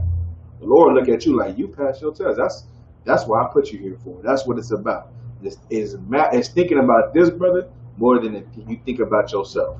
And the Lord will look at you with honor. You're here, we'll bless you because of that. Y'all with me? Who had the hand up? That one? Yes, sir. Go ahead. When I hear that precept, I normally think of like a brother jumping in front of a bullet for you. Yeah. Like you take it to the extreme. How? Yeah, you take it to the extreme. Like yeah. I ain't gonna give a brother $20, but I will die for the brother. That's what you think, right? Like, hey, $20, I gotta hold on to my 20. If a bullet come, I promise you, I'm jumping in front of that thing. Go ahead. I'm saying like I think about that when I hear that, but is the laying your life down just limited to jumping in front of a bullet? Nah, because he's saying laying your life down being the maximum thing you can do. Right. So anything under that is nothing. You understand? It should be nothing. If you laying your life down is the maximum. You know what I'm saying? Because you're dying for another brother, like Christ did. Right. That's the maximum thing you can do, right? So anything that's not actually dying for another brother should be nothing to you, and that's how we follow Christ. Should be nothing in the sense of you should do it. Okay, I get what you're saying. Come on. You know what I'm saying? You should do it. Right. Hey, Sluggy, sir, I'm in Portland, Oregon. You come pick me up? Right. Like, God, Portland, Oregon? Con, I'm coming. Hey, Sluggy, sir, you know what? Man, my electricity's off. What do I do? Right? What are you gonna do? You gonna say, man, pray on it. That's what you gonna say? Lies. No. You gonna get on the phone. You gonna be like, Cat, this brother electricity off. What we gonna do? Because you gonna take that burden he put on you. You gonna put it right on me, and I'm gonna take that burden that's put on me, and I'm gonna say, this is what we gotta do. You get what I'm saying? We gotta go help this brother because we don't want to be in the dark. Kind. Right? So now you take that, you say, do I want to go through what that brother's going through? Right? Right. No, I don't. So I'm going to help him. You get what I'm saying? Okay. I don't want that brother to be in the dark and his family in the dark. But I'm going to go help him. I'm going to see what I can do for this brother. Not just leave him in the dark. Right or wrong? Right. Because that's not, brother, that's not what you would want for yourself. That's what the Lord wants you to think about. Like, it's called empathy. Right. Putting yourself in their shoes, I believe. Right. Sympathy is feeling sorry for something, right? Empathy is putting yourself in their shoes. So put yourself in that person's shoes when you think about brotherhood. And you say, would I want that for myself? Even if you're stronger than him, think about it logically. Logically, I don't want this brother in the dark. I want this brother's heat on. I want his lights on. You get what I'm saying? I want this brother to have lights because he has, a baby and he has kids or whatever. I want him to have lights on. So that's what you do for your brother. You go look out for him, make sure his lights get on. Y'all with me? Yeah, the question. Yeah, I was saying like I understand that. I'm saying laying your life. Can it mean multiple things? Like for example, going to camp. Well, is that laying down our lives? Because we could be doing anything, but we're sacrificing our time and our lives and potential livelihood by just trying to teach you that Christ is black. Going to camp is laying down is like the ultimate thing you can do for your nation. Okay, come on. Always think like that, because the words that's coming out your mouth at camp is like, you gotta mind you, this is camp life, right? You at camp and you're speaking things, and every brother with you got 8, 9 brothers with you, Lord willing. You had that at a camp. So now everything you speak, you're speaking to a crowd who's full of demons. Y'all understand? Right. Like every single person in the crowd, even the ones who like what you're saying, have demons on them. And you can't predict a demon. Right. Demons are unpredictable. That's why you be at camp and you be speaking, woo, woo. You're like, yeah, and you bringing out baptism precepts. And you talking about how the Lord, the real baptism is. You get dipped in water, man, you still a murderer. And somebody come out of the right side, you a goddamn liar. That's a demon. You get what I'm saying? That ain't in the Bible. That's a demon. Y'all understand? Right. Demons is walking by and throwing stuff at you. Walking by and yelling at you. Spitting at the camp. Those are all demons. But you go and put your life on the line for the words of God. And that's brotherhood. You know what I'm saying? Right. So always think about that. Yeah, that is putting your life on the line. Those things, some people, you gotta have this mindset. When you go to camp, you might not come back unscathed. Lord, thank the Lord. I came back from camp. I say 90% of the time I came back unscathed. But there were times where it was, it got crazy, right around the wall. It got nuts at camp. You know what I'm saying? I say 1 out of 10 camps, it gets nuts. It gets, percentage might be a little higher than 80%. You know what I mean? We get horrible things said to us on every single time. But something actually happened, and those things happen. But we're no cowards. You get what I'm saying? That's just who we are. We're like made this way. We don't even know that we're like that. We just know that we have to go to camp. So when we go to camp and things happen, we're like, oh, hey, whoa, this cat crazy. And then we're trained for it. You know what I'm saying? And now we're trained to do what's necessary if evil occurs against us. You understand? Okay. So we're not worried about it, but those are things that, to answer your question, you're laying down your life, yes, for your nation. That's the ultimate thing you can do. Camp is the biggest thing in the work of the Lord, damn near. You know what I mean? Right. As far as action speaks. Okay. You know what I mean? Your food drive is good. A lot of things are good. Debates are good. Battling someone is good. But camp is, damn near the greatest thing. You know what I'm saying? Any questions? Here we go. Kentucky 8. Kentucky 8. You know what I'm saying? Y'all know about the Kentucky 8, right? Who don't know about the Kentucky 8? Most of them cry.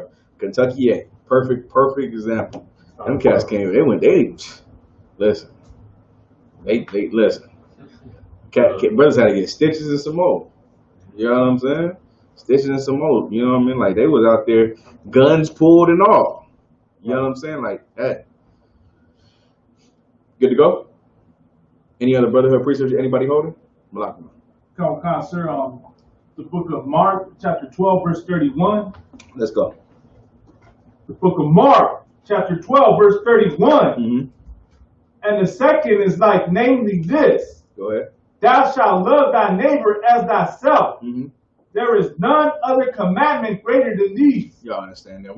Y'all get it, right? You know, bring it home. Justin, go ahead. Like, sir, did we already do Deuteronomy chapter 9?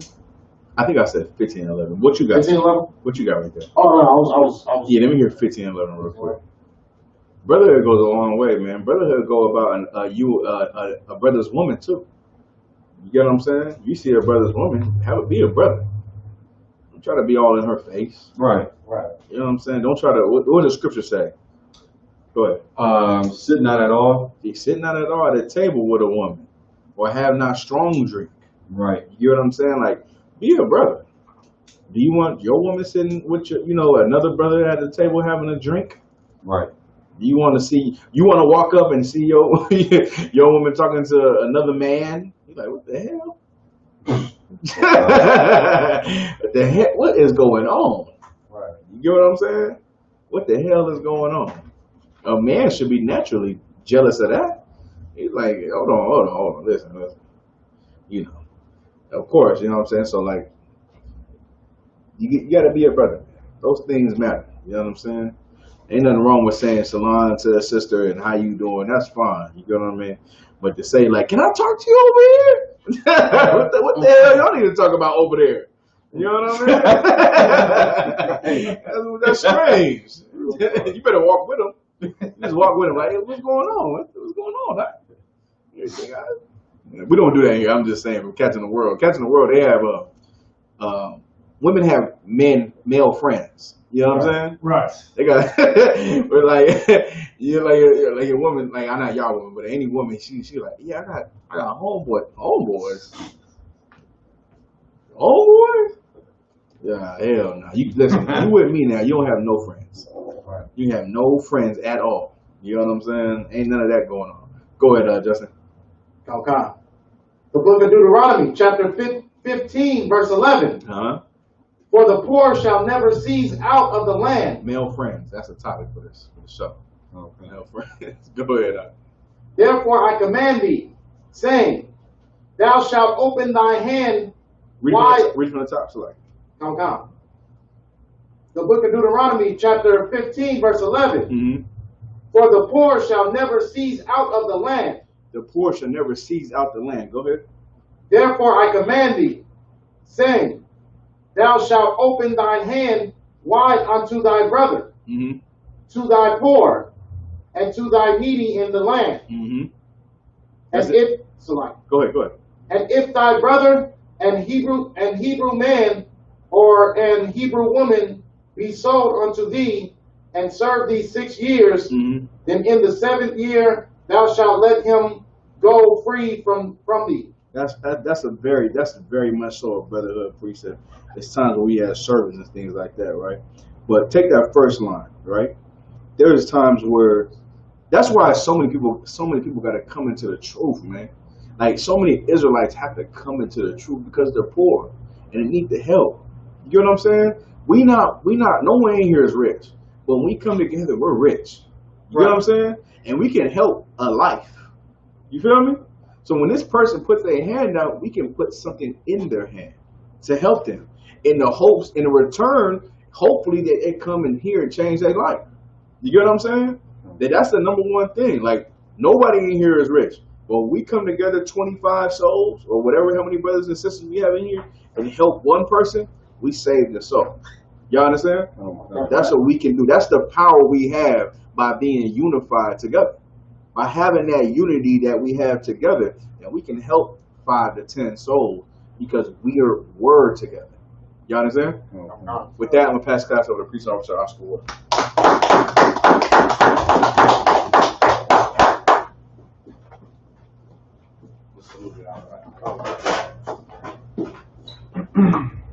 Men of Israel, Amijah. Sergeant, that's a teacher. I'm going to give one courtesy salute to the teacher. Men of Israel, Amijah Shabbat, Amijah Barak, Yahweh Hashem Yahweh Shabbat, Yani Matah, dismissed.